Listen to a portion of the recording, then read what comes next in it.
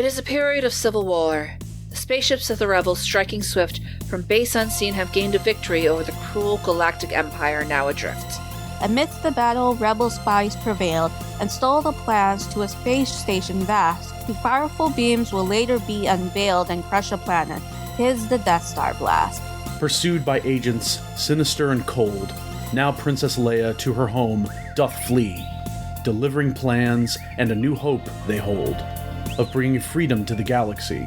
In time so long ago begins our play, in star-crossed galaxy, far, far away. Welcome to A Niche Retelling, the podcast where we explore all the ways old tales are made new. I am your host, Jasmine Garcia. Happy May the 4th, dear listeners. And joining me today are... You know, I was going to do some quippy sort of Shakespearean Star Wars pun, but I'm not that good at iambic pentameter, so I will simply say I am holding the original trio up like a plushie. Could a depressed person make these? Almost certainly. Hello there. I'm saving my iambic pentameter for the end of the episode.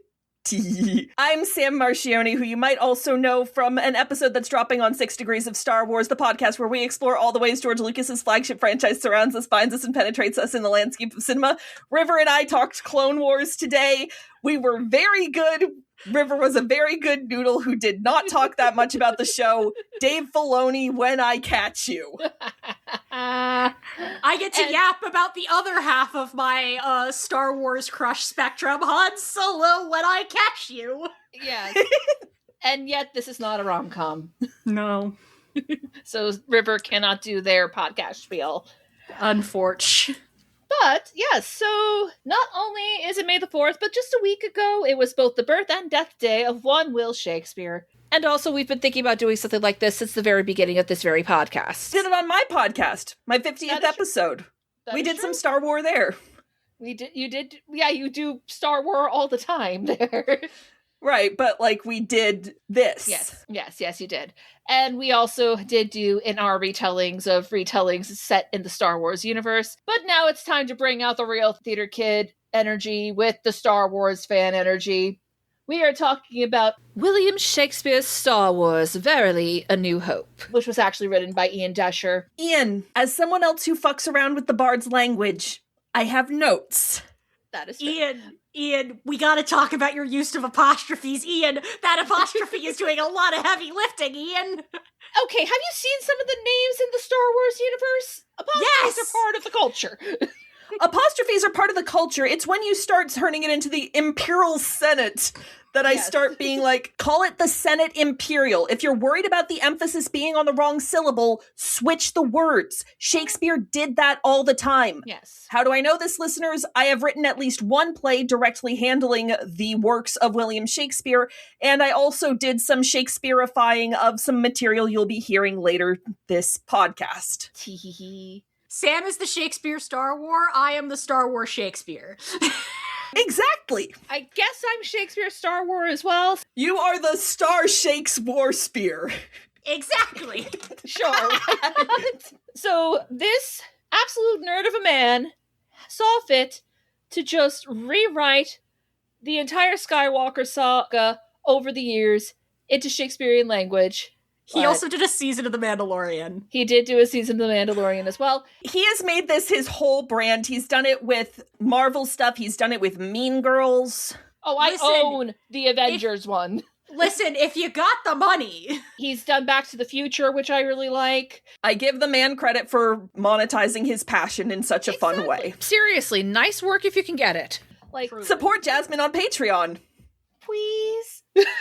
And then support me on Patreon. Unfortunately, I have taxes to pay, and I cannot just shoot down a Trade Federation ship, but we're not here to talk about the Phantom of Menace. Not yet.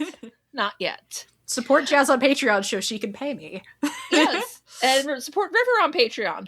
I don't have a Patreon. I'm not starting a Patreon until at least season 3 of my pod. Okay, fair enough. No one is going to support me on Patreon. Are you kidding me? Well, not with that attitude, but let's actually get back to the subject at hand, shall we? So, what are our connections to Shakespeare and Star Wars. I mean, it's such a mystery. It's not like we've spent so much podcast time talking about both of these things throughout our podcasts. No. I haven't made it into like 40% of my personality, 25% of my wardrobe, and 60% of my soul. What are you talking about? No. Padme Amidala who? I definitely don't have a tattoo related to her on my arm. You definitely can't track all of my favorite characters on a line graph between Anakin Skywalker from the prequel trilogy and Han Solo from the original trilogy, and every one of my favorite characters falls on that line graph. And I definitely haven't been obsessing over Shakespeare since I was 12 years old, and I definitely did not used to read Romeo and Juliet and imagine Daniel Radcliffe as my Romeo. I definitely didn't have Shakespeare picture books from a very young age and then actually take an entire class of Shakespeare in 12th grade rather than do AP English. Yeah, I tended to pick up Shakespeare in middle school. Doing Merchant of Venice in middle school was insane, by the way. Johnson, Miss Johnson, if you're out there, why did you make that choice? We did Midsummer when I was in 8th grade. Merchant wasn't something you did unless you did the full year of Shakespeare. Except, of course, my high school did Merchant of Venice as, like, our play my junior year. I played Nerissa in an excerpt in our Shakespeare in the Quad thing in IB Theater. I did Merchant in 7th grade. Ms. Johnson, what the fuck? Miss Johnson, see me after class. Honestly, this is what you should be giving 7th graders to introduce them to Shakespeare. No, 1,000%. Like, on the Quirk Books website, they do have an educator's guide for both high school and college using these books, which, smart, absolutely. If you know you've got some Star Wars fans in your class, this is the thing to try to bridge the gap between thinking that Shakespeare is boring and seeing how it can be fun, how it usually is in the right hands. But unlike those kids, Star Wars came to me later than Shakespeare did. I was a latecomer. I know, Sam, you were too, but I think you adopted it a lot more than I did. I was 19, I was obsessed with Shakespeare, and I had a crush on Natalie Portman. The prequels had their hooks in me like you would not believe. Yes. I mean, I say that as if I'm not wearing my You're My Only Hope shirt. Leia! That I have worn multiple times at Galaxy's Edge, to the point where one of the Rays even said, oh, you have the general on your shirt and your hat. Oh, do you call her princess? And I'm like, either way, but to me, she is royalty. I think I get Star Wars at the youngest. I have memories of watching 6 when I was like 4. Ow, my back.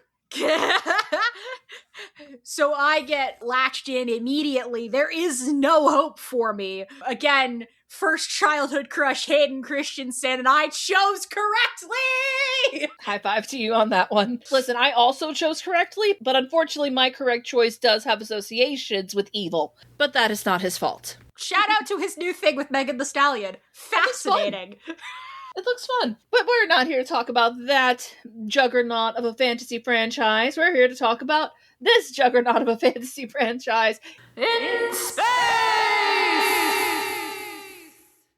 But no, seriously, like, even in the afterword of Verily, A New Hope, Doescher is all like, hey, let's talk about why I decided to do this weird thing. It's just like, at first glance, the title seems absurd, but there's a surprising and very real connection between George Lucas's cinematic masterpiece and the 37, give or take, plays of William Shakespeare. That connection is a man named Joseph Campbell, author of the landmark book, The Hero with a Thousand Faces. Now, obviously that has come into criticism in recent years, rightfully so. The concept of the monomyth only goes so far. Like, Campbell was really painting a lot of different cultures, particularly non-Western ones, with too wide of a brush. Like, yes, obviously there's going to be some aspects of human nature that creep into all stories because peoples is peoples. But that doesn't necessarily mean that it's one big monomyth, Campbell. However, you cannot deny that that was a major inspiration for Lucas writing Star Wars in general. And therefore, it is kind of ingrained in the DNA. And I think we can at least agree that many of the archetypes in Shakespeare do kind of work with that. And that, combined with all of Doscher's other arguments paralleling Shakespeare characters with Star Wars characters, yes, the connection is sound. We are looking at it, we are nodding it as part of the source, as part of the reference stack. Mm-hmm. However, we may be treating it with a bigger grain of salt than one would have. It is not enough to say, get a Star Wars, a full episode of in each retelling, unless you're looking at it from a very certain point of view. And even then, George has always been more open about the fact that his inspiration, even more than Shakespeare, is the body of work of Akira Kurosawa, specifically The Hidden Fortress. And, Kurosawa is drawing from his own cultural cycles of mythology and storytelling. I bet you a nickel you can probably get from A to B by way of the transitive property.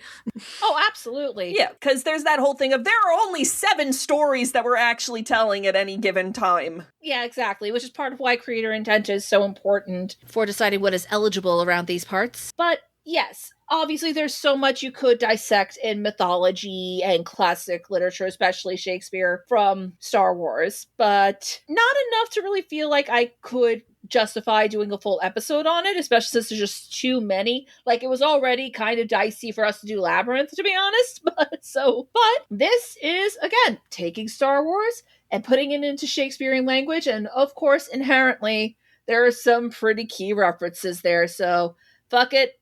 Congratulations. You get a double dose of us talking about the Skywalker saga between Sam's podcast and mine. You're welcome. So do we want to get into some critiques first? Because I got Sure. a handful. Sure, absolutely. Number 1, Mr. Ian. Hello. Hi. I understand why you did this as a thought experiment. I understand how you got from A to B. You and I have both underestimated how much of a visual story A New Hope is. I rewatched the movie partially so that I could get it back into my brain as a battle rhythm as much as I can quote it forwards, backwards, and sideways, just for shits and giggles, just to see if it helps me read through, because some of it is a little bit slow. I understand you gotta use the chorus to establish a lot of things because Shakespeare was very much let us hear a play rather than let's see a play. There weren't very many sets. Like, you had to really describe what was going on. And it's just like, yep, we sure are in Burnham Wood. And there definitely wasn't a Marsha Lucas. Yeah.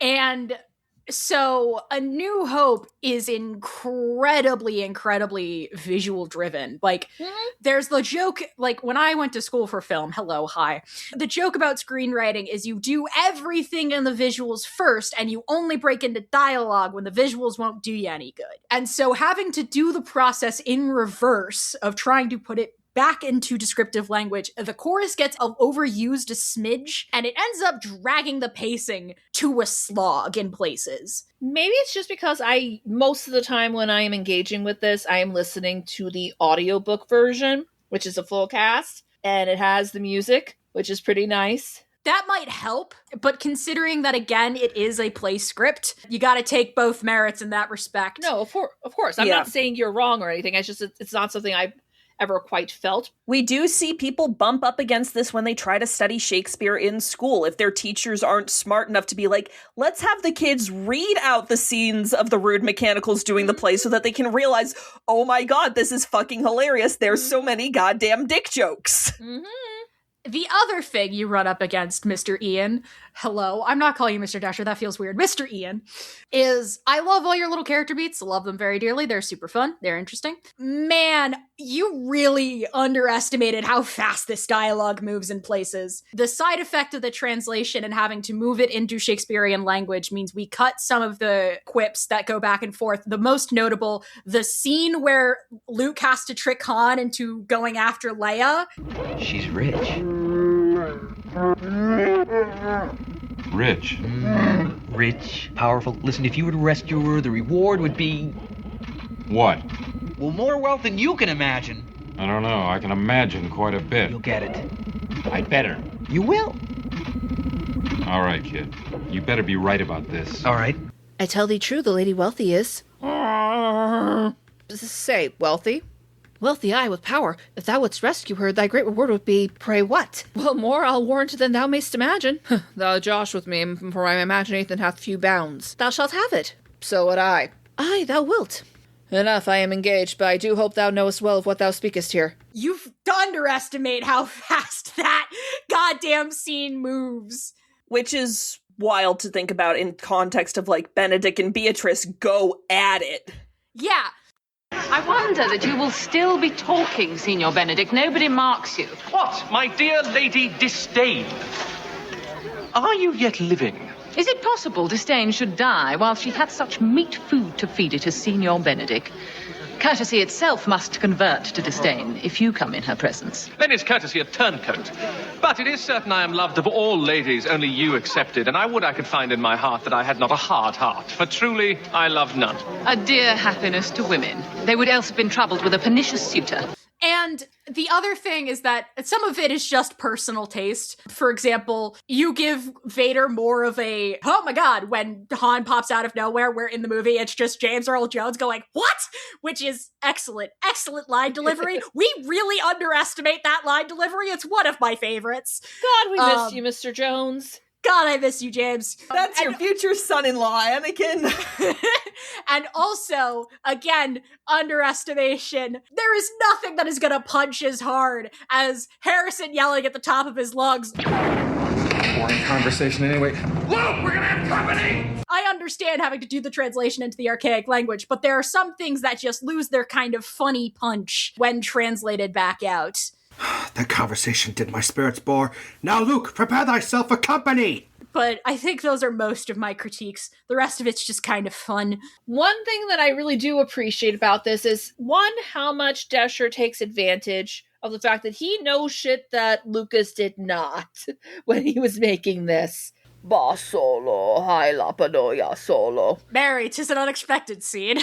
Yes, exactly. That never gets old. And also, too, by nature of the Shakespearean soliloquy, you get a lot more internal life of a lot of characters that we did not otherwise. Everyone speculating about Han is kind of fascinating. Luke's speech to the rebellion about how, like, everyone is suffering the loss and they have to fucking try to take down the Death Star is beautiful and great and fantastic. Friends, rebels, starfighters, lend me your ears. Wish not we had a single fighter more. If we are marked to die, we are enough to make our planets proud. But should we win, we fewer rebels share the greater fame. We have all sacrificed onto this cause. You all know well the family I have lost. My uncle dear and aunt beloved. I both. And then a mentor great. A powerful friend. As massive as the grief I feel for them, I know full well they'd not have me back down. The princess hath a planet lost, with friends and family alike. How great her pain! And yet as grave as that emotion is, she knoweth they would have her lead us still. And ye goodly men and women too, ye all have lived and loved and lost as well. Your stories are with mine, one and the same. For all of us have known of grief and joy. And every one has come on to this day, not so that we may turn our backs and flee, but that we may a greater courage show, both for ourselves and those we left behind. So let us not wish further ships were here, and let us not of tiny holes be feared. Why, I have with the T-16 back home gone hunting womp rats scarcely larger than the target we are called upon to strike. And ye brave souls, have your memories of your great exploits in your own homelands. So think on them and let your valor rise. For with the force and bravery, we win. Oh, great shall be the triumph of that hour, when the empire, haughty, fast, and powerful, is felled by the simple hands of rebels base. Is shown on the might of our good company. And citizens in Bespin, narrow bed, shall think themselves accursed they were not here. For never shall rebellion see a time more glorious than our strong attack today. Aye! But Jesus Christ, there are so many scenes that are just characters being like, Han, buddy, oh pal, we know you're a good guy. Stop pretending to be a jackass.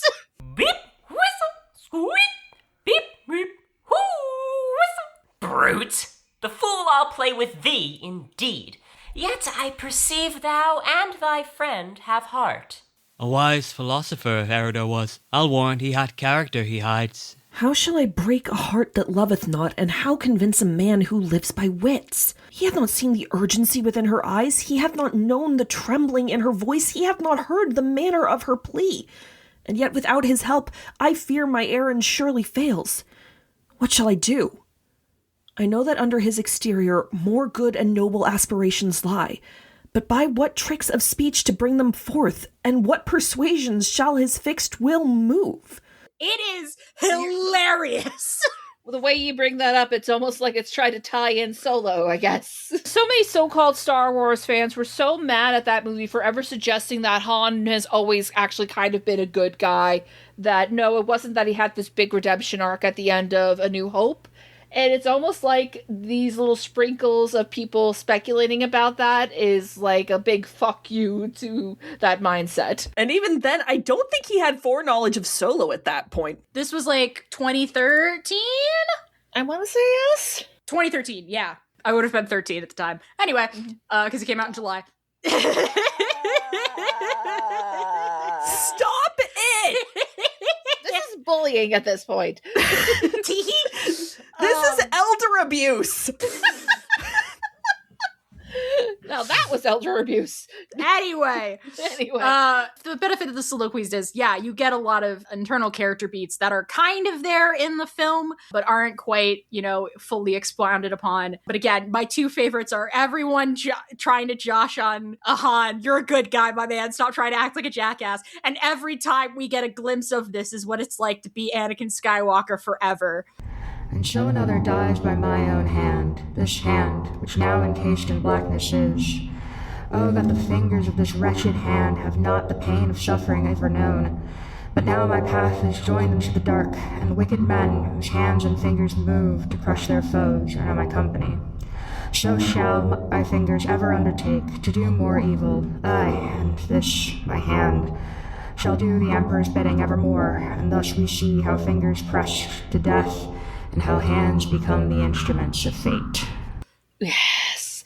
Or, honestly, my favorite, in place of Leia having to comfort Luke when she's the one who watched her entire fucking planet get blown up, it's like mirroring soliloquies about how much they are both hurting, and it's so good! It's very pretty. My heart doth break at this most recent loss. And how shall heart be healed of this grave pain? My aunt and uncle first, and now this, Ben? Did e'er a person know such grief as mine? His heart breaks for a person, Obi-Wan. My heart breaks for a people, Alderaan. My ship crushed first, and now my planet too. Did e'er a person know such grief as ours? I have but known this man a little time, yet in my heart he holds a special place. So had I hoped to learn from him the Force, and be his eager new apprentice too. My Alderaan I've known for all my life, and hold it in my heart in the highest esteem. So had I hoped to one day make it home, when this rebellion all is passed away. But now must I another pathway take, and make my final destiny sans him. My hopes shall not fulfilled be as planned, yet may I hope to serve through different deeds. But now must I some other course adopt, and write my life's own story without them. My dreams shall not be realized as I wished, yet may I dream to see some other fate.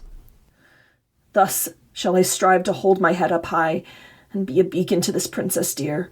So I'll in her rebellion play my part, and show her what a Jedi Knight may be.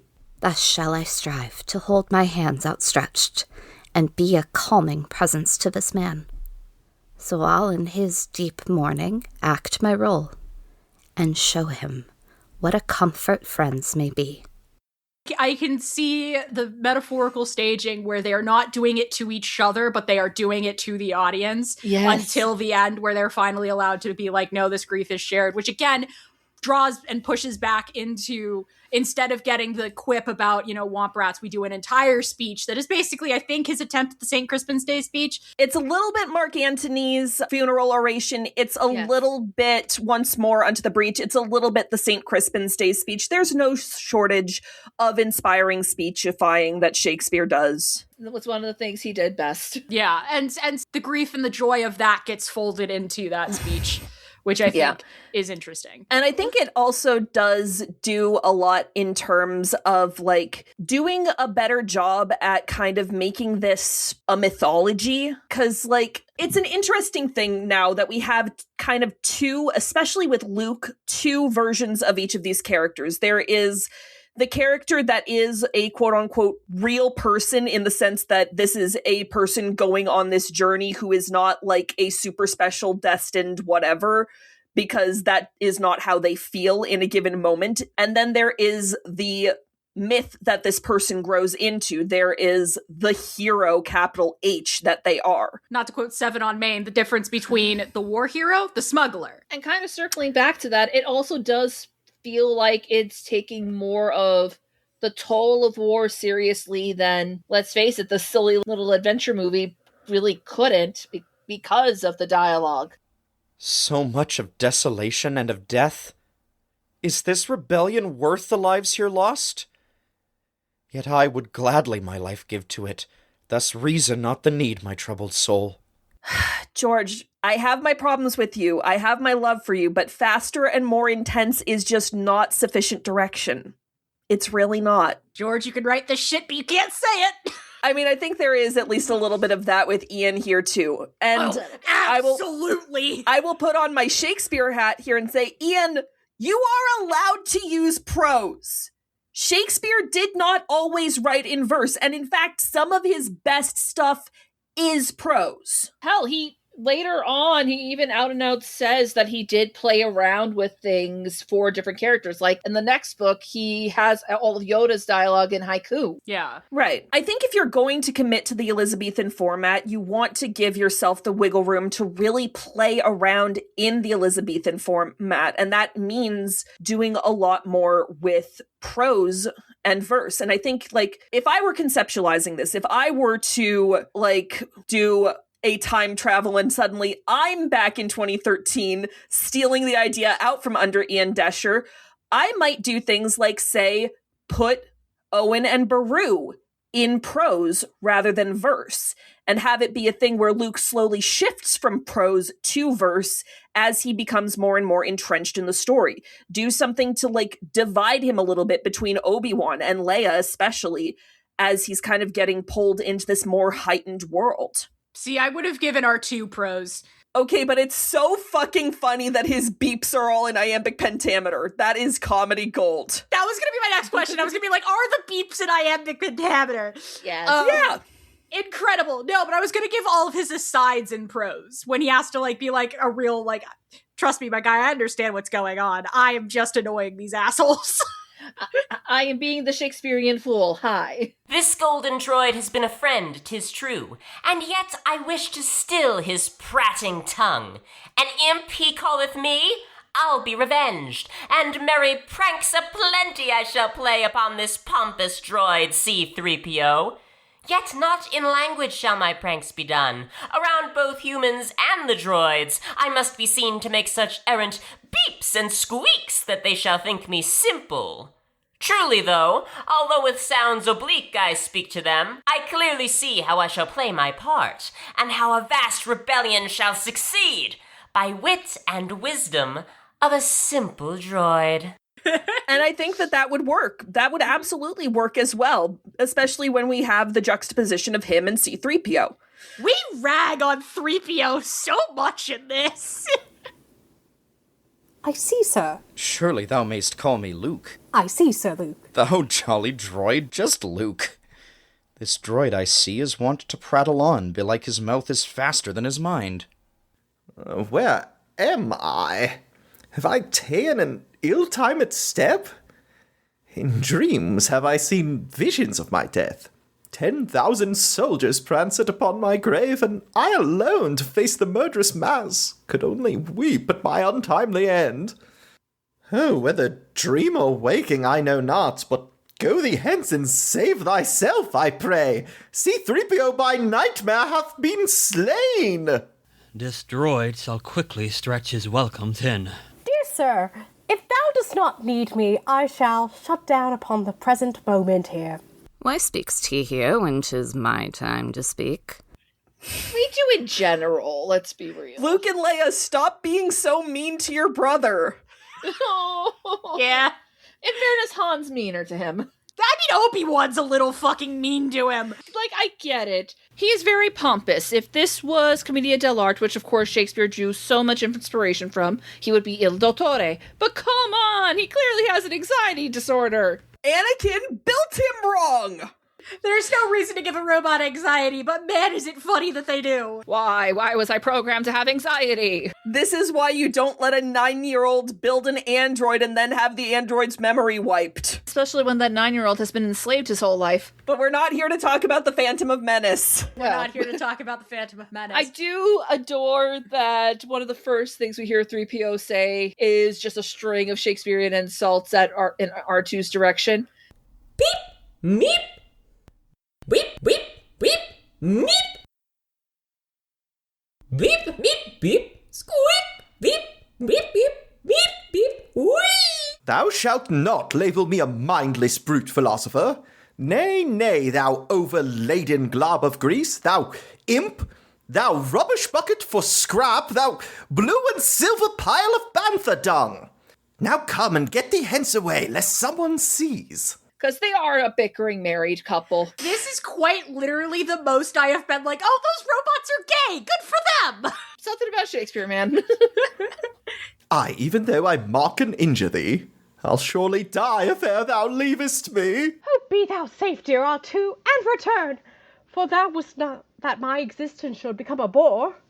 O fate, I prithee thee, keep them safe, my master and my only friend, else I should find a lonely tragic end. Jazz, was it your reread of this or your rewatch of the movie that made you start going like, Sky Solo? I've always been a little Sky Solo. It just so happens I was in a particular mood for it in this while I was watching the movie. Yeah, but like, okay, so it was the movie that gave you that vibe, not the, like... I mean, it's definitely there if you're looking for it. Yeah, but like, I've got the scene of Han about to leave, and it's like, so much, don't go to the wars, my beloved. And I'm like, a little bit. Now what is this? Thou hast thine only love, thy dear reward, and now thou leavest quick? 'Tis true, I do confess, for I shall never be free unless I use this great reward to clear me from the crushing weight of debt. And be thou honest, should I here remain to fight against a power as great as this? 'Tis foolishness, 'tis fight, 'tis lunacy. Pray, Luke, come thou with us. Thou art a brave and worthy lad, with wit and strength to fight. Speak thou not so, but open thine eyes. See here what noble causes thou leavest behind. Look in the hearts of these good people here. Behold the force that keeps rebellion strong. Thou must have eyes to see what happens here, how great the cost of this bleak battle is. Thou knowest well what talent thou dost hold to pilot and to lead with manner bold. Turn not thy back upon thy fate, good Han, but turn thy heart and stay with us to fight. What value hath reward when one is killed? What benefit gives honor to the dead? To try to fight against that station, Luke, is not good courage, rather suicide. Then take thou care now, Han, thou solo act. For certain 'tis the part thou best dost play. Nay, listen. May the force be with thee, Luke. The ship that flies without a thruster fails. Propulsion and direction must one have to navigate the obstacles of space. I know 'tis true as any pilot doth.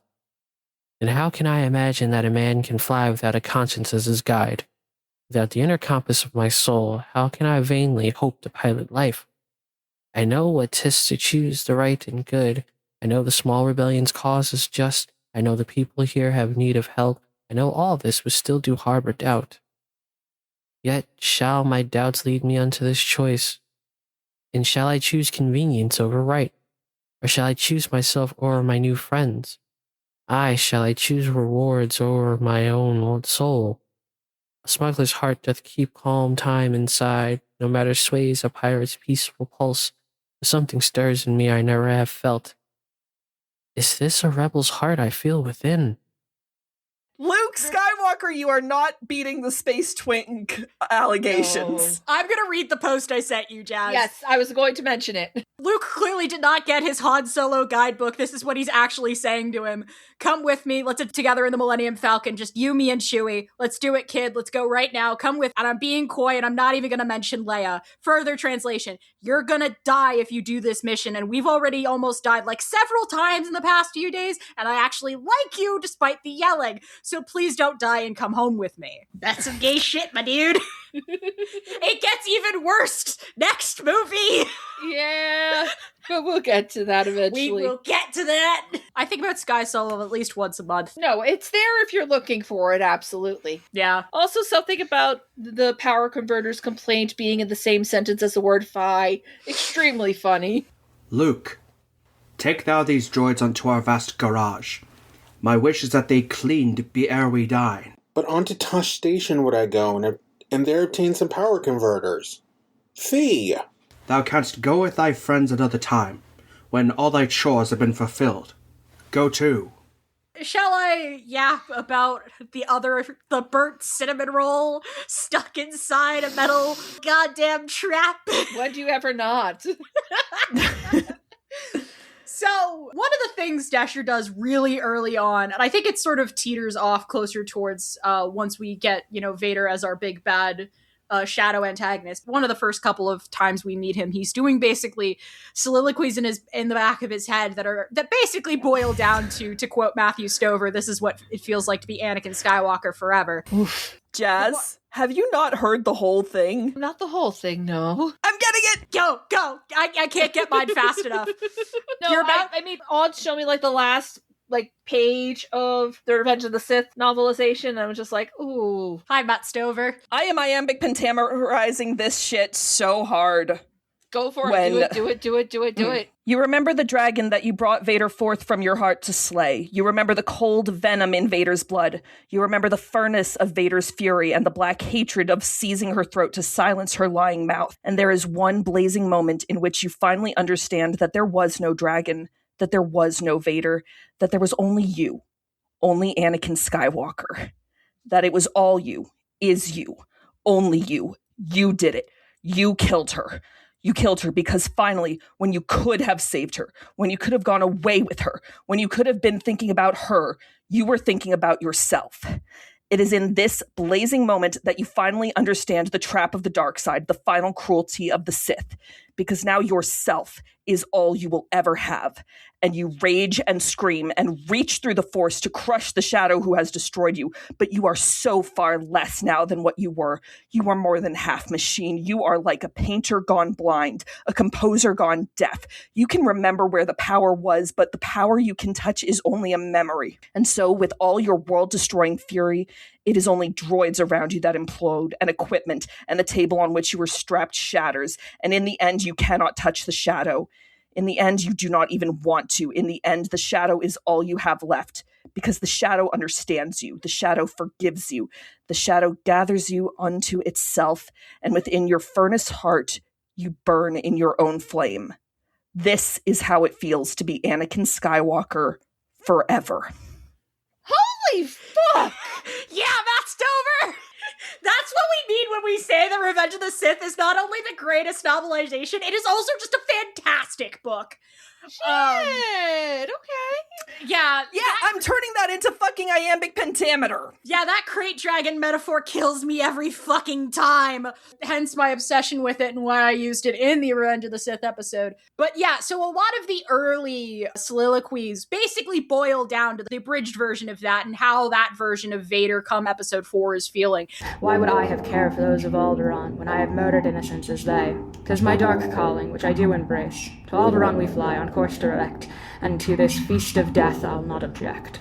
It gets a little bit dicier the more the book goes on, especially after Obi-Wan's death, where he basically becomes, to jokingly put it, he becomes more of the Empire's attack dog. But the first couple of times we interact with him within this version of the story, it is very much Anakin Skywalker rattling the bars of that cybernetic enclosure. The other thing I do really enjoy is I do enjoy the joint aside soliloquies of Obi-Wan and Anakin once they are in the ship proper and they're like, damn it, he's here. Oh, great, it's the boy I abandoned. Oh, great, I have his kids with me. Yeah. Distracted is my mind, but through its cloudy haze the reason comes. Lest I am in error, someone here has come. I have not felt this presence since the days that are but dark in my memory. This presence I have known since I was young. This presence that have once called me closest friend. This presence that I have all my hopes betrayed. This presence that have turned my day into night. This awful presence present here must be. So shall I this presence violence present. Anakin Skywalker, can you not be doing this to me right now? Anakin, please. The answer is no. He will always be doing this. Forever. He will be doing the most. Always. And this is what it means to be Anakin Skywalker's fan forever. I also really love that brief guard scene outside the Millennium Falcon where one stormtrooper fully understands what's going on. He's like, nah, man, you're imagining shit. Oi, didst thou hear that sound? Pray, hear a sound?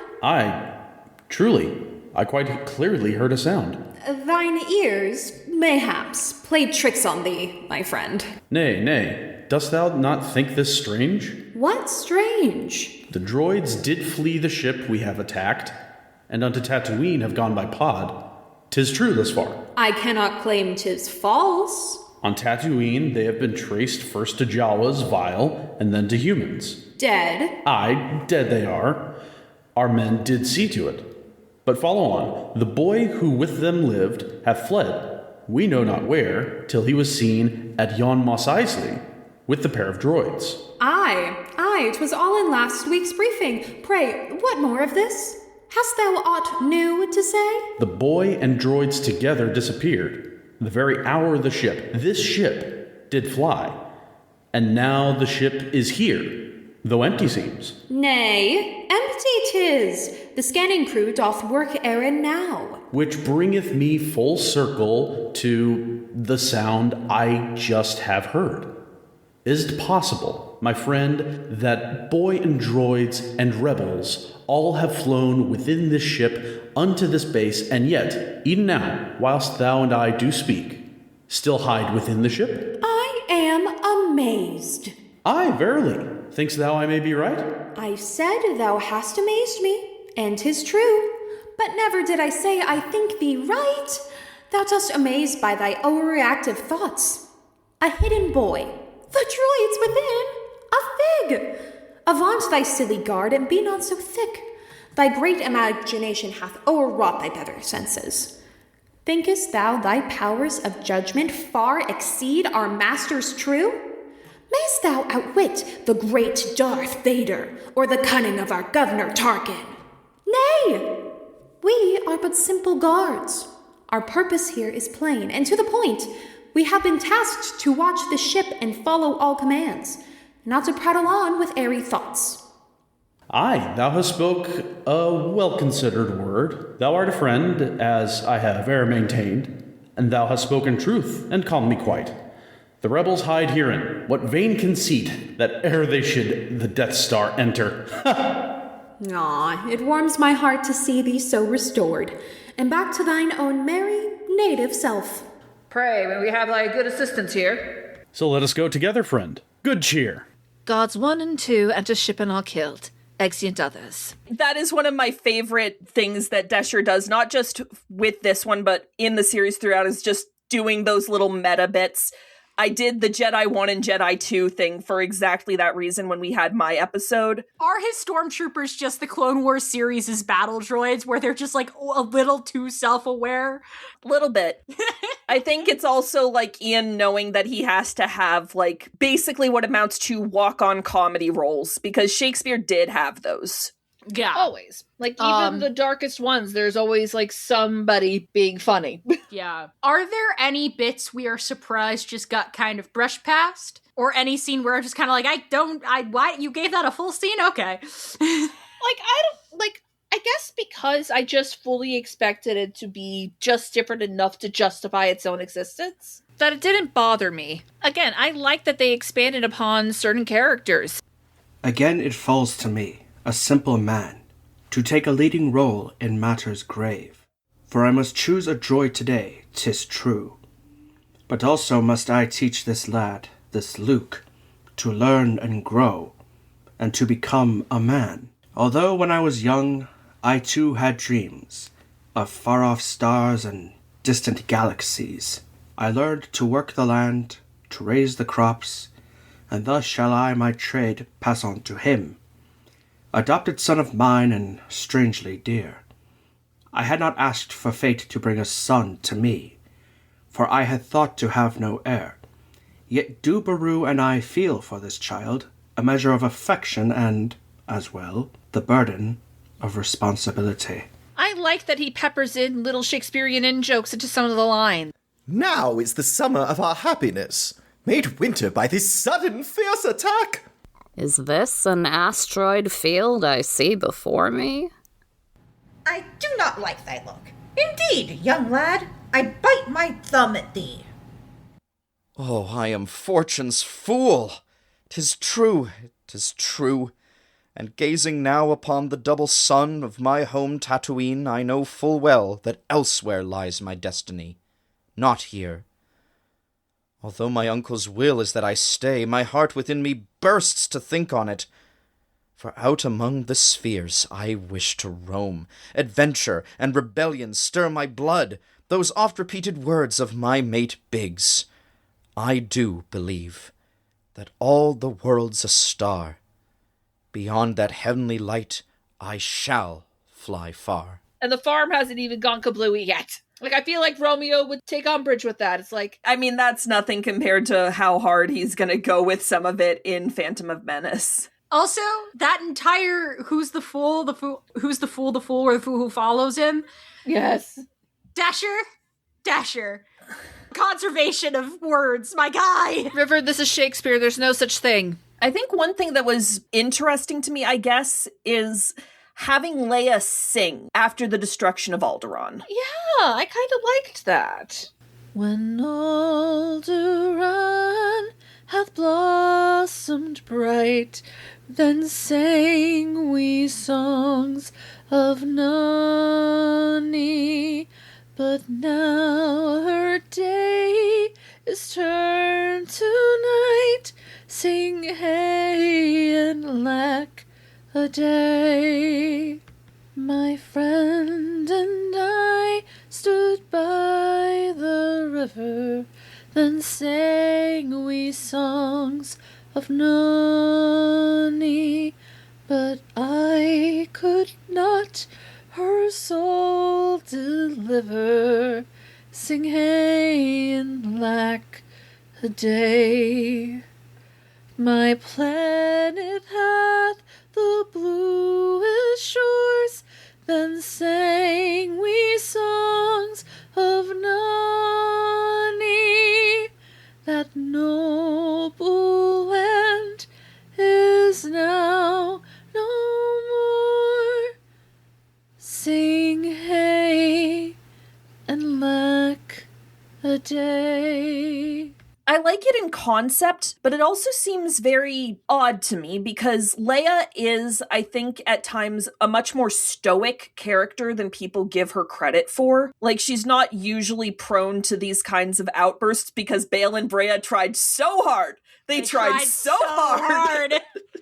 They tried so hard to push down the Anakin Skywalker. Alas. But more than that, singing in Shakespeare is something that is more often than not, for lack of a better word, padding. It is usually something that is more to, like, create mood, and something that is usually, like, a little more on the optimistic side, which is not to say that there's not some good, like, tragic bits. I was gonna say, Paging Desdemona. The ones we all know, like Sigh No More, Hi Ho, and The Wind and the Rain, those are usually, like, framed more positively, or more romantically, but occasionally you do get a Sing Willow Willow, or in the case of something like As You Like It, you get Blow Thou Winter Wind, which is like, God damn it, Jaques, you're bumming everybody out. We're trying to do, like, some pastoral shit here. Jacquees, could you lighten up a little? One of the things that really, I think, struck me, Ian Doescher is way, way, way more considerate of the destruction of Alderaan as a tragedy than Lucas was. Thank God. There's a reason that the From a Certain Point of View books, like half of their stories are about everyone reacting to the fall of Alderaan. Because I think the movie is a brisk 2 hours and change. It was more important that we have Han meeting up with Jabba than, a full fucking genocide. Yeah, the movie cannot stop and go, that was a planet. That was her home. A home that, not for nothing, sure is designed a whole lot like Earth, isn't it? Yet they couldn't find time to let us digest that within their little action movie, huh? Yeah, and whereas I think every media that gets a chance to re-examine this story says, no, that was a planet, that was home. It is why this gets the song, and also we get the jewel soliloquies with the death of Obi-Wan, and it is also why in From a Certain Point of View, you get a story from Bale's perspective, who again, I remind you, believed Leia was dead in his last minutes! He thought all hope was lost! It's also why in Disney Star Wars we keep getting people who are members of the Alderaanian diaspora, whether that is the ex-Cara Dune or Carson Teva. We stand Carson Teva. We stand Carson Teva. And I like the concept of Cara Dune. Wish she wasn't attached to a transphobe. Recast her with Lana Parrilla. Do you see the vision? Obviously. Either that or recast her with Gina Torres. But yeah, so because Doescher is playing within the realm of Shakespeare, which is very much, man will put a tonal crater in the middle of a comedy just to see if the tone can survive it, I think he decides he's gonna play that crater. And I guess his equivalent of a full scene is the Imperial staff meeting? I think his equivalent of fool, again, is just R2 just snarking at everybody. Now are the pieces all arranged for me to make a daring move and fly this place? The fool who set the game in motion shall appear unto C-3PO and Luke no more than if he were an errant knave. But hear the voice of R2-D2 all, my noble purpose I'll accomplish yet. To take to Obi-Wan the princess's news, to take my master Luke away from here, and, in the end, perhaps more vital still, to make connection twixt the two good men. A foolish thing this flight may seem to thee, yet more fine than foolish shall it be. While pretending that he cannot speak English, or common, or whatever it is. Basic. Basic, thank you. Common is for D&D. Common is for fantasy, basic is for sci-fi. Yeah, okay, that tracks. Sci-fi. Sci-fi. That tracks. God, it's buttons versus belts all over again. Yes. Spheres versus cubes. Sci-fi is when we spend too much time talking about transportation. Fantasy is when we spend too much time talking about food. But yeah, so again, by nature of this, he's allowed to play more so into the tragedy.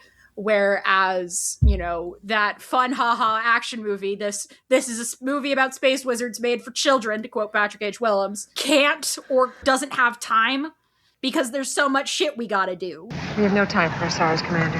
Meanwhile, as he put it in the afterword, this is part of the tragedy of Anakin Skywalker. I mean, yeah. Anakin, you beloved baby boy. Jesus Christ. You genocided your daughter's people. I hope you're happy. That's 3 genocides! Technically, he is not responsible for this one. It is Tarkin. That's Tarkin, yeah. That's fair. He's still only at 2 genocides. He just stood by and watched, unknowingly holding his daughter back as she screamed and begged for it not to happen. Yeah, and that is the only affection he will ever get from her. Ooh. The only time he ever held her. Oh, Jesus Christ. Let's cheer you up by doing the meme of My room was on Alderaan! Oh, I was gonna cheer you up with the fact that when Anakin's Force Ghost appears in the expanded universe, Leia tells him to fuck off.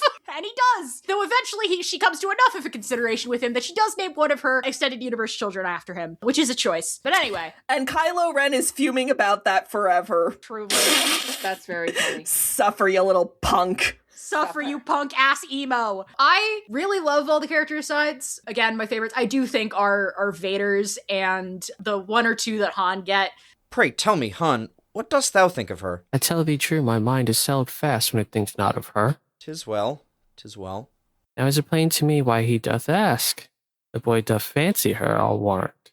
Else I've made a great mistake in judgment here. What use are young men's dreams if not for mocking? So I shall dance upon his tender heart. And yet... Alas, a yet. What's this of yet? Woman truly hath a spirit bold, and yet I know not. What thinkest thou, I pray? Thinkest thou a princess could with me be? Nay. As well as everyone just punking on Han, being like, come on, my guy. Yeah. I also really love Luke's little one, again, in the scene where we have to convince Han to go after Leia, where he's just like, I know exactly what I'm gonna do. Deeply silly. You didn't have to put that there, Doescher, but it was funny. Also, like, throwing in the alas, poor stormtrooper. Like, you could have waited for that one, Ian. I would have saved that for Return of the Jedi, personally. That's fair. Alas, poor stormtrooper, I knew ye not. Yet I obtained both uniform and life from thee. What matter of a man wert thou? A man of infinite jest or cruelty? A man with helpmate and with children too? A man who hath his empire served with pride? A man, perhaps, who wished for perfect peace? Whatever thou wert, good man, thy pardon grant unto the one who took thy place, and me. I think that this is something of Luke being like, hey, wait, are the people who work for the Empire just, people, is something that maybe we don't press on just before Luke's about to blow up all of them. Like, I know I've done the trolling, gee, is Luke Skywalker a war criminal, blah, blah, blah thing. This does kind of feel like a response to that notion. It feels like a response to it, but it feels like that's something that should have come afterwards. Like, put that tonal crater after you did blow up the Death Star and be like, how do I actually feel about this? Which is fair, but also that would have kind of fucked up the happy ending. Yeah. But yeah, this is definitely a version of Star Wars that's very interested in tackling the war part of the Star Wars with a lot more nuance. Again, another thing that all tangential media decides to try and do. Mm-hmm. Because it has the space and opportunity to do so and wasn't written by a white guy in the 70s. A white guy in the 70s who isn't exactly known for being introspective, I guess is the word. I think he has his moments, but anytime it happens, it's an accident. With all due respect to the man, and I'm not saying that he has no awareness of themes, he clearly does, but he doesn't always think them through. So instead, let's have it written by a white guy in the 2010s. Speaking of the Alas Poor Stormtrooper, what's everyone's favorite, cheeky Shakespearean reference within this? Oh, God. See, if I had known there was going to be a pop quiz, I would have taken notes. I was going to say, bold of you to assume I caught any. Fair enough, I'm sorry. I actually made a list. I support this and love this very dearly for you. Here we see the spectrum of neurodivergence.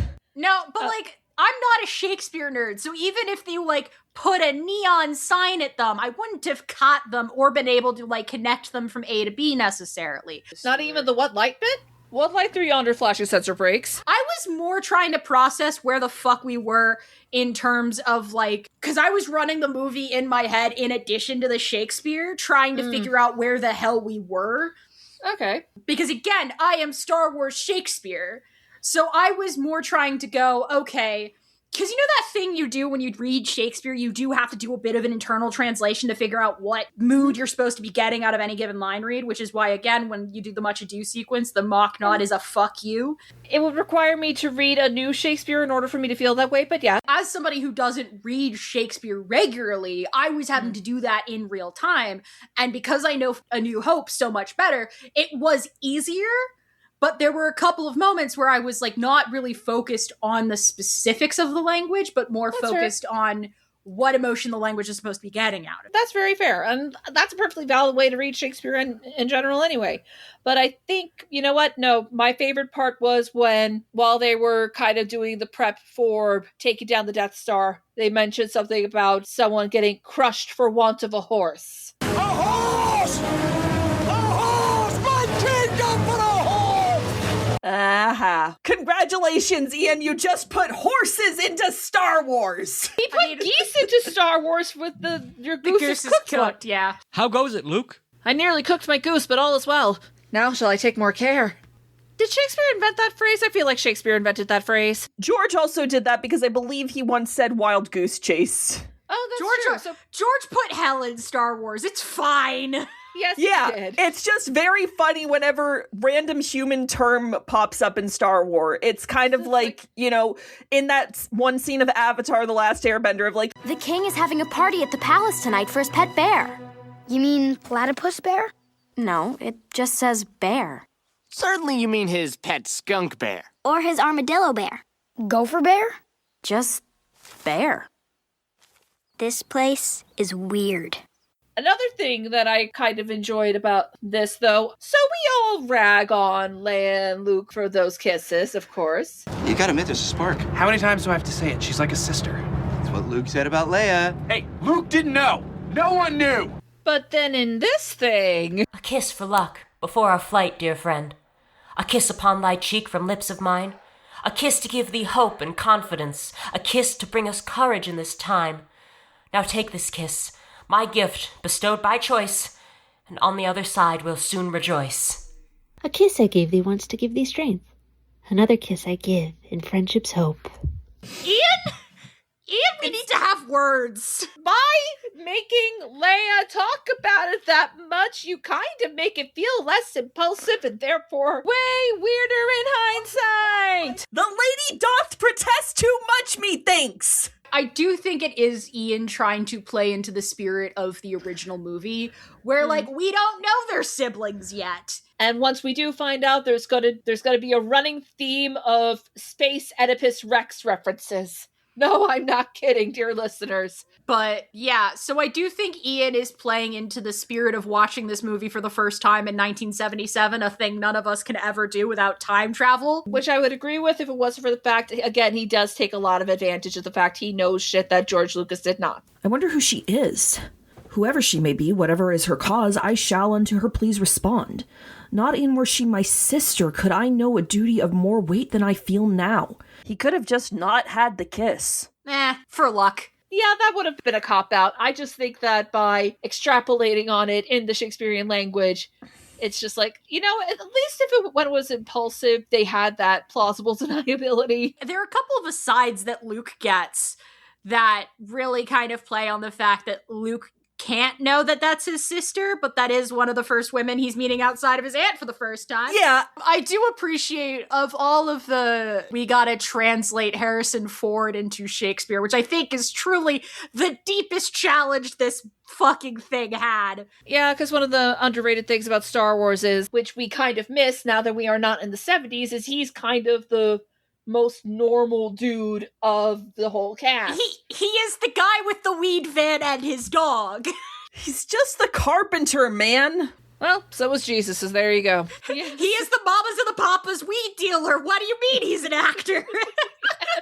Oh, be not anxious, comrades, fear ye not. The situation here hath been controlled. All merry 'tis in the detention block. But what hath happened? 'Tis no matter, sir. A slight malfunction of the weapons here, but all is well, and we are well, and all within are well. The prisoners, too, are well. 'Tis well, 'tis well. And thou art also well? It was so good. It's so silly. Yeah, it's that one and the extrapolation on the, you think a princess and a guy like me? No. Yeah. Yes. Never gets old. I give a good amount of credit to the Ches pekanuthat no crinchko kainko, no shokaskanya. Aye, true. I'll warrant thou hast wished this day. Pray, goodly sir, forgive me for the mess. And whether I shot first, I'll ne'er confess. I know! It's just like, you know what? I can't even be mad. I have to pick a side? Fuck you! Fuck you! That's my side. And also, speaking of the, do you think a princess and a guy like me? No, like, before that, honestly, everybody kind of hates like that mercenary line. I feel like this was an improvement on it. Like, thy friend is every part a hired man, a mercenary with no mercy he. I question whether he doth care for aught or anyone. One of the nice things about Shakespeareifying things is it probably does take some of the more awkward Lucasisms of the writing and really elevates it. I will say one of the scenes that gets the most bogged down with the Shakespearean of it all, because it has to do so much technobabble. Because again, my darling author, Ian, my guy, that's not how apostrophes work.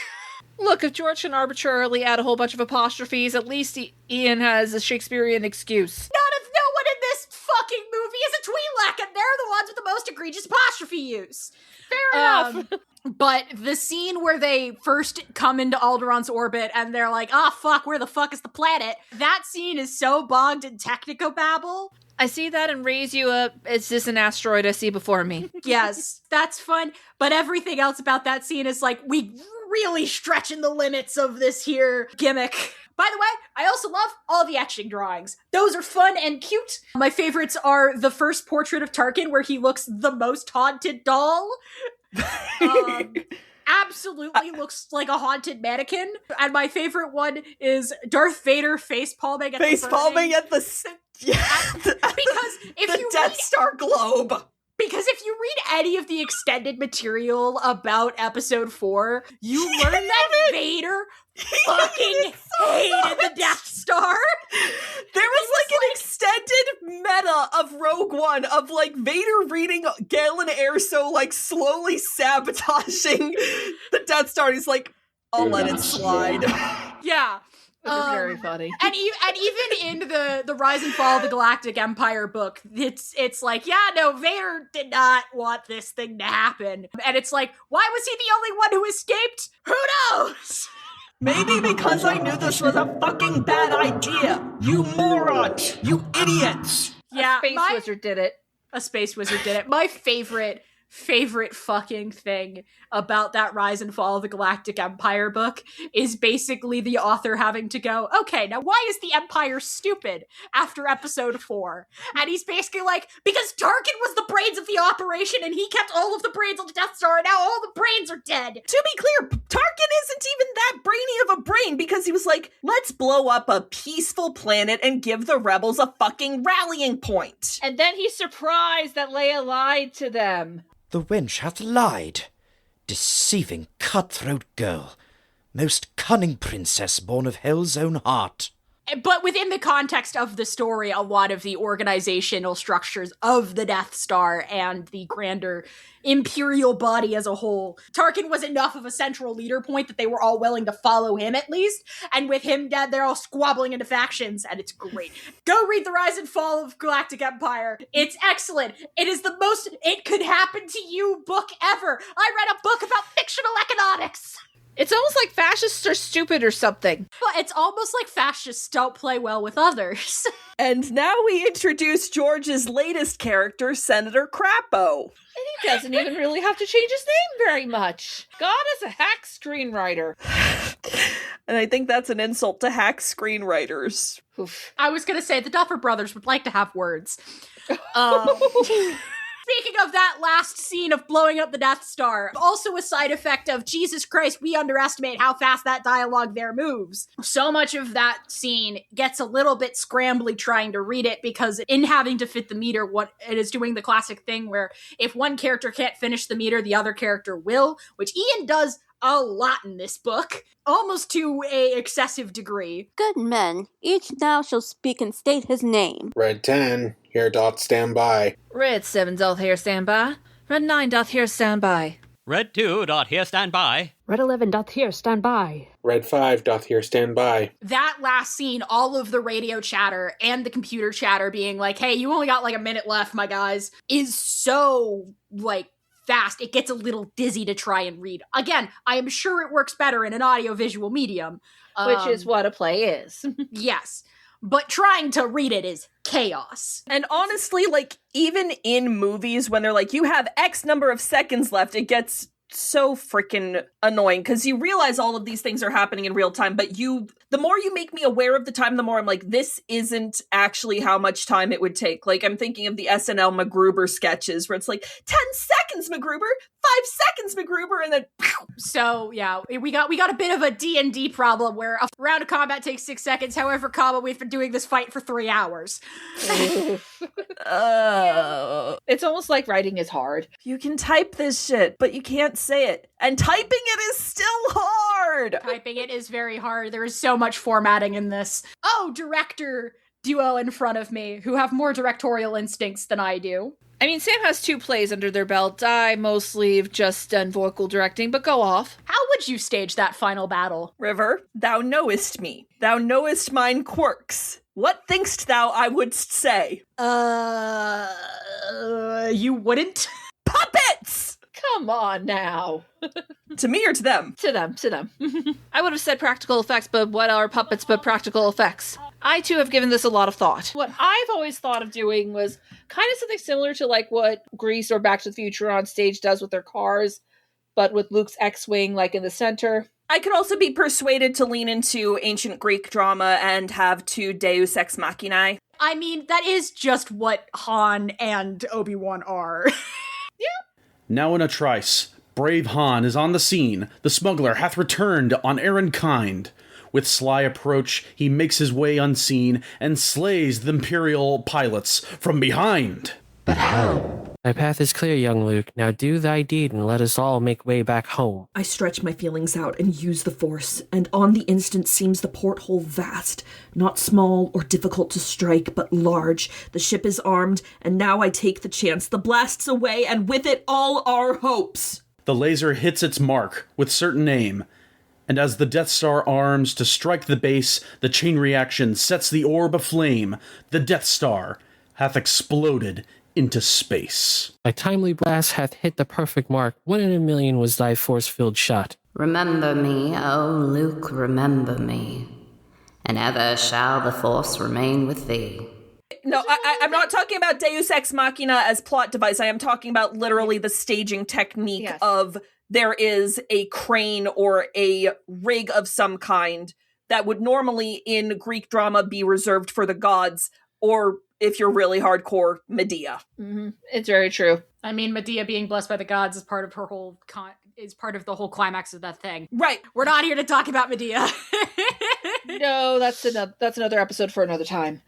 But like staging wise, I think that would actually be really cool to alternate with, say, Luke and Vader up on the Machina and like everybody else below them. And then like, I guess maybe you could let Han do it as a treat. What I was doing in my head, because the way that Ian has it is he basically like puts them all in a line on stage. Yeah, which makes sense. Which makes sense. Very a chorus line. Yeah. What I was thinking in my head as somebody who is more of a lighting and sound guy than a directorial guy, which is why you never pay me to direct. I am a better yes-ander than I am an originator of things. What I was thinking is you'd stagger them, so to speak. Spotlights. Yeah, and then kill the spotlights. And because more or less what I was thinking, yeah. And because you would probably do it as a raised platform show to begin with, you put Vader in one corner, Han in another on the raised bit. Han or Luke? No, you'd have Luke center stage. Yeah, Luke center stage, obviously. Luke is center stage. You'd put Vader, Obi-Wan, Han on the top bit, so to speak. So you can do and you put Obi-Wan sort of directly over Luke on a raised platform. You do Han in one corner, Vader in another. And, you see the other X-Wings, like, popping up and probably in a nice red spotlight as they die. Yeah. Red spotlight, hit the ground. We embrace the fact the 70s acting choice of dying is yeeting yourself across the screen. Okay, so we have fully abandoned the idea that we're Shakespeareizing it. Yes.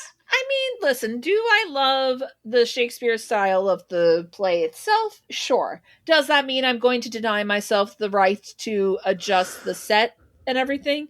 Absolutely not. Like, most regular Shakespearean plays don't do that anymore. This was me more treating this as a thought experiment of, like, how closely can I hew to, like, the idea that this is being staged in the original format. Kind of in the same way of, like, to bring up the other space Shakespeare, like, one talks about the Klingon Hamlet and that kind of thing. And that's very fair. That's very fair.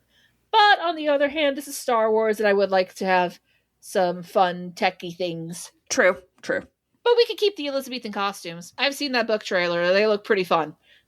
Roughs. I better not see anybody's fucking hair down. I mean, Leia has her hair pretty much consistently up. Okay, yeah, she does. Yeah, except for 6, but we're not talking about 6. I think it's a fun thought experiment. I definitely think if we do this again, I'm going to have to listen to the audiobook because while I will less of a time trying to actually process it. That's fair. The last scene of this always kind of gets me really hyped. It's not just like a really good demonstration of how the story ends, of course. It's also just kind of this is why you love Star Wars. And I give props on the sonneting. I handshake love Star Wars, man. I already love Star Wars. You don't need to prove it again. I will say, watching the movie, in addition to having it, helped a ton. Because, again, I know episode 4 like the back of my hand, including the mole. It really kind of helped get the battle rhythm, for lack of a better word, especially in the dialogue, because again, Jesus Christ, Ian, you and I both underestimate how fast that dialogue moves when it has to. Someone get this walking carpet out of my way, my man. Also, what is the silliest having to Shakespeareize a technobabble term? Again, you're assuming I took notes? I took screenshots when I found them, and the thing is magnetically sealed. That is the funniest techno babble we have to Shakespeareify. That's fair. Shakespeare didn't know how fucking magnets worked. Like, there's a lot here that Shakespeare himself would be like, Prithee, what? The elbow. It's the bendy bit on the end of your arm. Taxi. I also appreciate the Shakespeareifying of Han's... Thy errant system of belief, thy weapons ancient, all thy mysteries, thy robes and meditations o'er the air, thy superstitions, even thy precious force, cannot compare to my religion true. A trusty blaster ever by my side, while thus I say my prayers and guard my soul. Devoted follower must thou be with such a speech. Pray tell me, pilgrim reverent, dost thou most truly disbelieve the force? A pilgrim truly said. For I have gone from galaxy to galaxy and more, yet never hath this faithful worshipper thought aught to recommend that strange belief, a single force that binds the universe. True, 'tis no power or mystical controls Han Solo's yet unfinished destiny. And so I preach the one and only faith. My simple merry tricks are all my gods, and nonsense is my only testament. I worship at the shrine of my own will. And I really like that it does imply that in a way, Obi-Wan kind of respects that. Yeah, again, every character that interacts with Han eventually gets an aside that's like, this guy is full of shit. He is trying to act like a jackass, but there's something else there. It's interesting. That is an interesting choice that I hadn't really grokked until you pointed it out. I think it's, again, it is not that it's not there within the movie itself. Like, we all know, kind of, to some extent, that Han's coming back in the end. In spite of the fact that Luke was all, go on to thy solo act, which, mwah. Mwah. Chef's kiss. Good joke. But, like, everyone in the movie kind of waiting for the moment where Han, like, starts acting like his heart, because he keeps contradicting himself at every turn. Like, he says, I'm only in this for the money, and then immediately runs down a hallway to go beat up some stormtroopers to give Luke and Leia a 5-second head start. You know? It's actually kind of part of why I get so pissed off when people were complaining about that kind of thread in Solo where everyone's like, you're not as much of a jackass as you make yourself out to be. It's just like, no, that was kind of always there. It's always been there. Yeah, it is why we are all sobbing at episode 7 where Han takes on another orphan child from a desert planet and offers them a job. It worked out fine last time. Ben, you will never know peace. Ben again? Nope. Benjamin Chewbacca Solo. Hey, Adam Driver, you killed Han Solo. Not cool, bro. The whole being dead thing. Kylo Ren is a punk bitch. Yes. I much prefer Matt the radar technician. Yes. What about Randy the intern? Matt the radar technician. Yeah. But we'll get more into that in later entries in this William Shakespeare's Star Wars. Yes. Force is with it. Force is with it. Force is with it. All right, any further thoughts, or shall we get into the bits? Did I not already do the bit? Han Solo might never stand a chance against you. Yeah. If anything, I think this made it worse. Leia Organa, I will always hold your flower while you kick the ass. Leia Organa, I am free on Tuesday if you are also free. If you and Han need a third. Honestly, I'm surprised it took us this long. Luke Skywalker, I am free to do whatever you would like at any time you consider appropriate. Yeah. Do we want to go into why does Shakespeare and why does Star Wars endure? Probably smart. Why don't we do that? I got a format. It's a formula, but it bloody works. So, why? Why does Shakespeare and Star Wars endure so much that some nerd out there decided they should be blended? Star Wars endures, for lack of a better phrasing, because, as we joked last night, every character in Star Wars has a name. There are so many little things that people have dedicated their lives to fleshing out. Like, Star Wars is quite honestly the reason that I joke that all of the stories that I love are stories I can go burrowing into, because I have been incredibly well trained by this godforsaken franchise. I may hate every creative and directorial decision made about it sometimes. I may want to punt Dave into the sun occasionally. I may want to throttle Lucas occasionally. But man, oh man, every character in Star Wars has a name and a Wikipedia page. It may not even be that long. They might have gotten named in a godforsaken card game just to prove a point. But every character in Star Wars has a name because someone put enough love into it to get it out. We don't even hear the names of the general in this movie, but somebody named him. We don't even get the names of the guys sitting around at the Empire staff meeting, but somebody cared enough to name them. Star Wars endures because it surrounds us, binds us, and penetrates us in the landscape of cinema and in the popular culture, and I did a podcast about that. I do that podcast because I have no other things going on in my life besides doing podcasts with my friends and D&D. And Shakespeare endures because, well, people pirated his works and kept circulating the folios. Star Wars also endures because that blockbuster generation sure as hell did a number on every director following it. Every kid who went to go see this movie in 1977 said, well, I'm about to make this my personality forever. Yeah.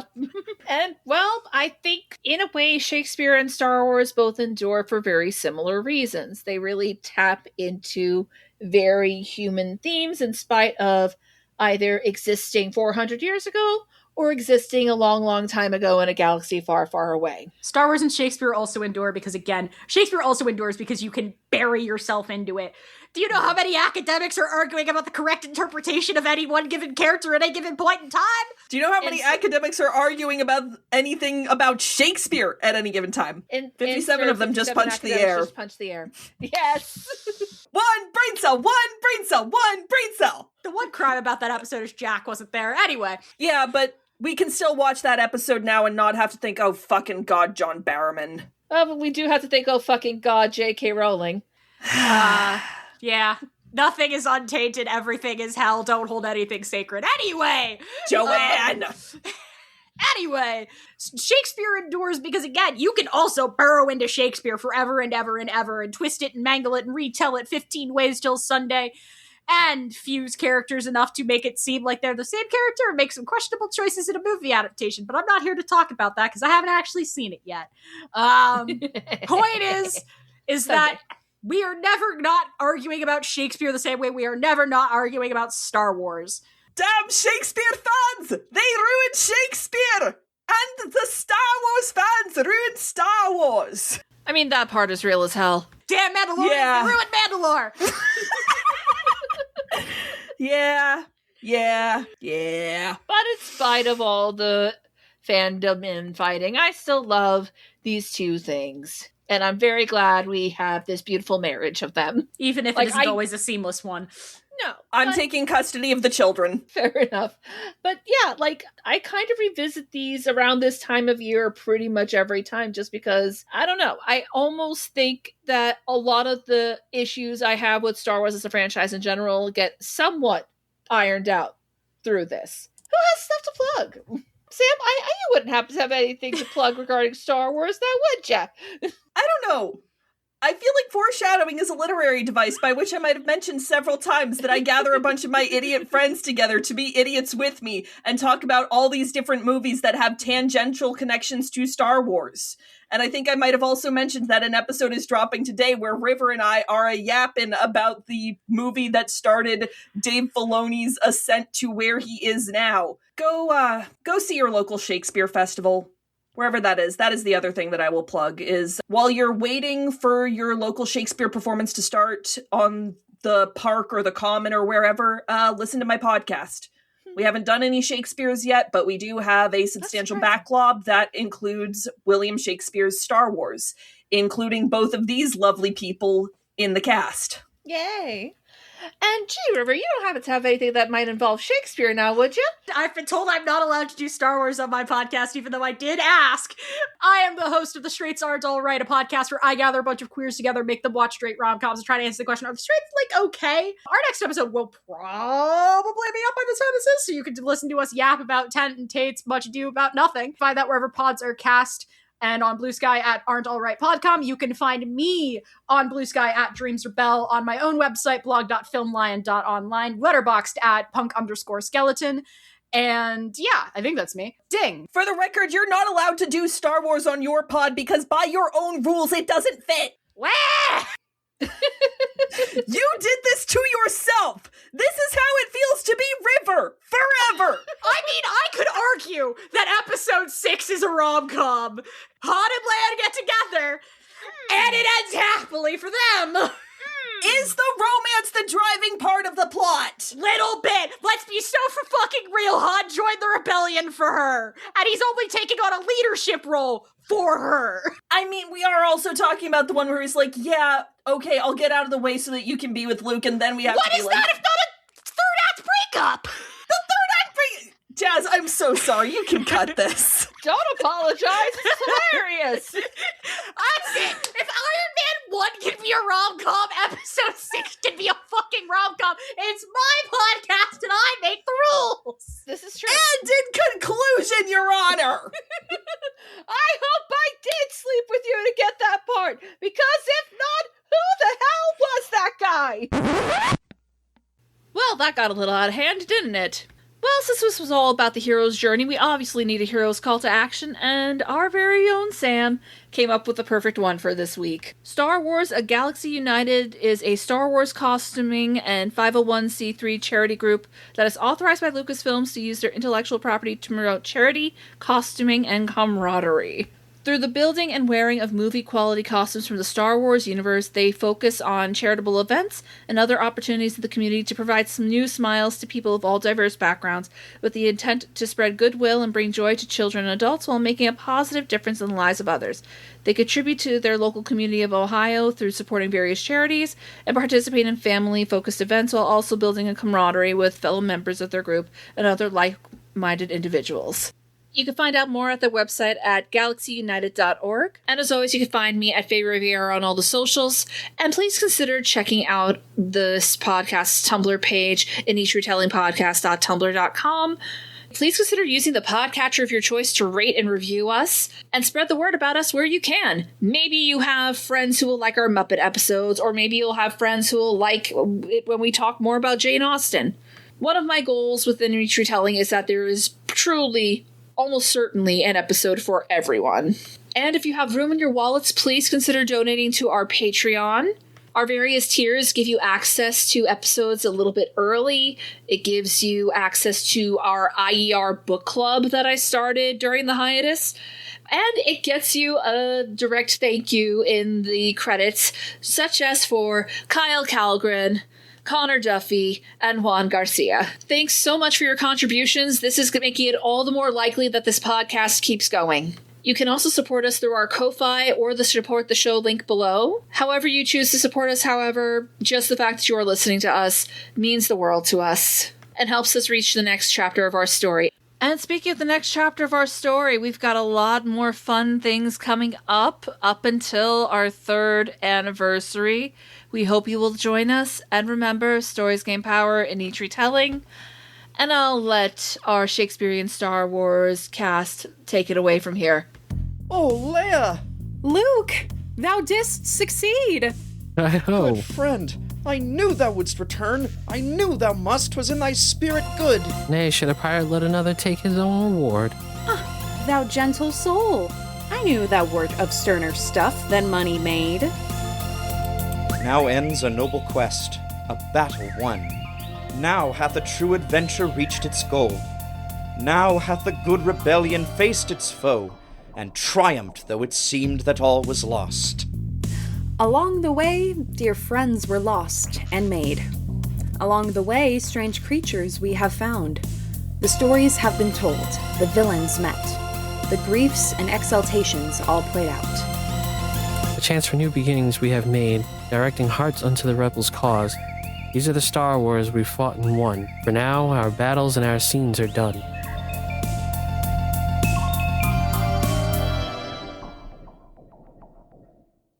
Now dawns a new day with the sun of peace, the day whereon the rebels welcome fate. For from their enemies they find release, and now with mirth they come to celebrate. Young Luke, strong in the Force, doth walk beside the noble Han whose valor won the day. The rebels form an aisle and raise with pride as Luke and Han march forth in grand display. Now Leia smiles and gives them their reward, as each bows low with hope and joy sincere. C-3PO and R2, now restored, look on as brave Chewbacca sounds a cheer. There let our heroes rest free from attack, till darkness rise and Empire striketh back.